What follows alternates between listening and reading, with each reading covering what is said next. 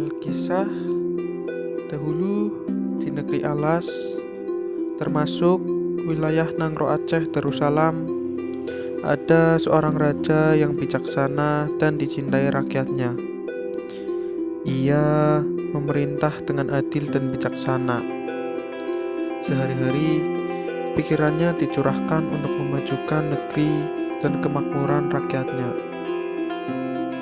Namun sayang, sang raja tidak mempunyai putra. Mereka sedih atas nasihat orang pintar.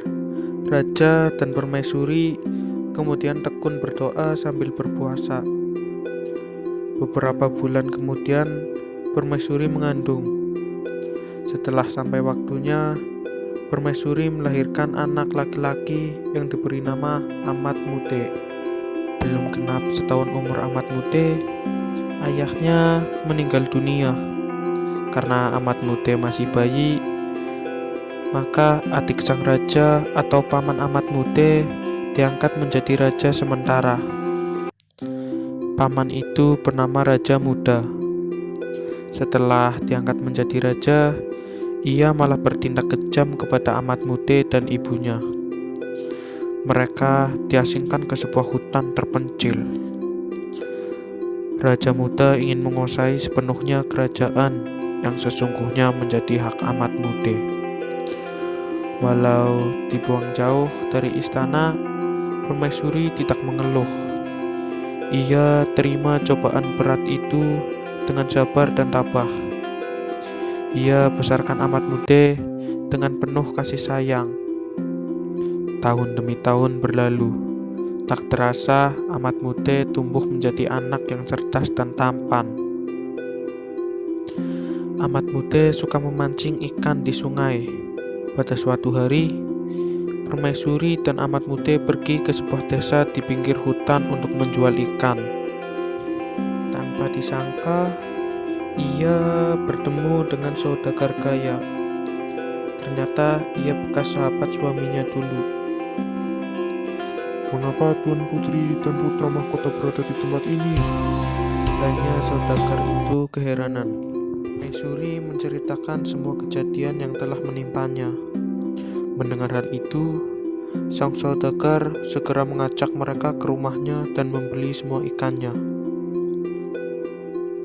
Setibanya di rumah, saudagar itu menyuruh istrinya segera memasak ikan tersebut. Ketika sedang memotong perut ikan, sang istri merasa heran karena dari perut ikan itu keluar telur ikan yang berupa emas murni. Kemudian butiran emas tersebut dijual ke pasar oleh istri saudagar. Uangnya ia gunakan untuk membangun rumah permaisuri dan putranya.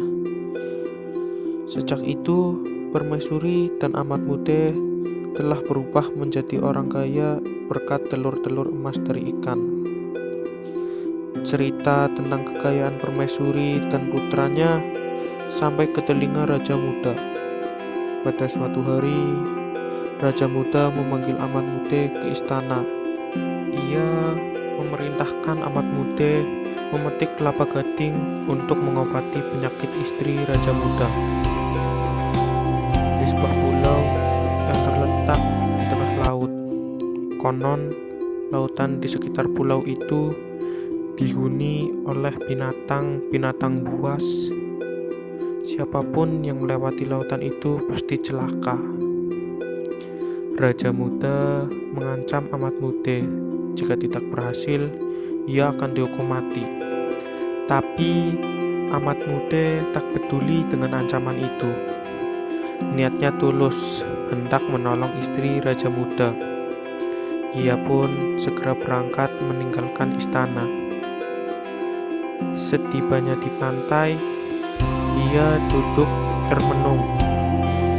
Tiba-tiba muncul di hadapannya seekor ikan besar bernama Si Lenggang Raya, didampingi oleh Raja Buaya dan seekor naga besar. Singkat cerita, Amat Mude telah menemukan pohon kelapa gading dengan bantuan Si Lenggang Raya. Raja Buaya dan seekor naga. Selanjutnya, Amat Mude memanjat pohon. Ketika sedang memetik buah kelapa gading, tiba-tiba terdengar suara seorang perempuan. Siapapun yang berhasil memetik buah kelapa gading, dia akan menjadi suamiku. "Siapakah engkau?" tanya Amat Mude. Aku Putri Niwer Gading. Jawabnya suara dari pohon kelapa. Amat Mude cepat-cepat memetik kelapa gading. Setelah turun dari atas pohon kelapa, alangkah takjubnya Amat Mude melihat kecantikan Putri Niwer Gading. Akhirnya, Amat Mude pun mengajak sang putri pulang ke rumahnya untuk dipersunting. Setelah menikah, Amat Mude beserta istri dan ibunya berangkat ke istana untuk menyerahkan buah kelapa gading. Kedatangan Amat Mude membuat Raja Muda terheran-heran. Orang yang berhasil melewati rintangan di Pulau Angker pastilah orang sakti. Ia tidak mau main-main lagi. Kini tidak ada alasan untuk menghukum mati keponakannya itu. Akhirnya Raja Muda sadar akan kesalahannya. Ia memohon maaf kepada Permaisuri dan Amat Mude. Beberapa hari kemudian, Amat Mude dinobatkan menjadi Raja Negeri Alas.